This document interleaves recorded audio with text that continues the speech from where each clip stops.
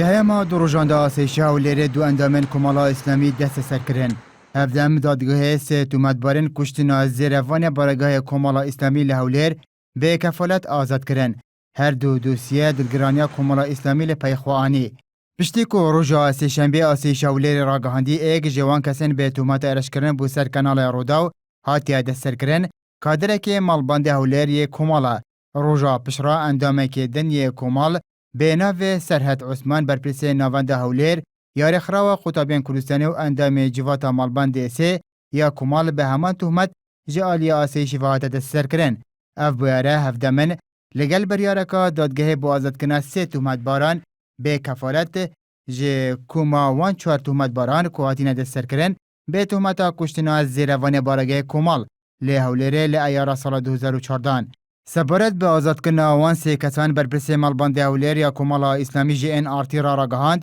دادوری درنشنده به اشکاری جرا گوتینه جالی حزبکا دیار کری فشار لسروی هاتینه درست کرن هیاکو کیز بیتا گهرن و بریار درست لسر نهتدان. لکاتی استاده که اندامان کمال اسلامی لعاسی برز داده جیرین لهمان که دا او دوسیه شهید قاسم اوی که پاسوانکی بردرگای مالبندی کۆمەڵی ئیسلامی ساڵی 2014 کە شەید کرا تۆمەتبارەکان بە کەفالەت یاخود تاوانبارەکان بە کەفالەت ئازاد دەکرێن هەر ئەوڕۆ ئازاد کراون و بڕیاری ئازادکردنیان بۆ دەرچوە لەلایەن دادگای هەولێرەوە ئەوە بەڕاستی خوێندنەوەیەکی سلبی لێ دەکرێت یعنی بەوەی کە خەڵکێک کە بێتاوان نەدەگیرێ و خەڵکێک کە تاوانبارە بەردەدرێت ئەوەش بەڕاستی پرسیارێکی دیکە لەسەر دەسەڵات لەسەر دادگاکان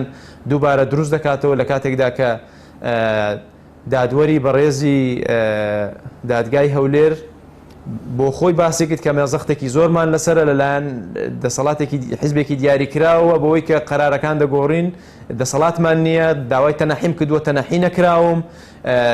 لە محکەمەی ئیستیناف لە بەرەوەی زەختم لەسەرە بۆیە کوتی ئەو قەرارە بە ناچاری دەدەم. لەسەر دەستەسەرکردنا کادرێ وان جیڤاتا سیاسیە کۆمەڵە ئیسلامی هاتە دەنگ و تۆمەتبارکردنا ئەندامین وان به تصفیات حسابی برانبر کمال آنی زمان جواتا آسیشا کمال اسلامی در آگاهاندن که داد بیجتن دا مدزگین اولاکارین هولیره هر لدسپیکا اولوزین سیاسی لسر پرسا سروکاتی حرمه دستکرین به دستسرکنا چند کادرو اندامنوا به تهمتا تروره و پشراجی چشوان لسر اثبات نبویه هر لسر دستسرکنا اندامنوان فراکسونا کمال پارلمان کردستان در آگاهاندن که دا آماج پیکی کرده لهرما کردستان روزانه شاهدین دیتنا یاسا شکاندننا و بریزی کردن هم بر معافی مروف و دامو دزگین شرعی لبن سیبر حکمرانکا شکست خواریا حزبی هر وها راگهاند نوترین بمپیکاری دسترکرنا نایاسه کارگر مالباند هولیر یا کمالا اسلامیه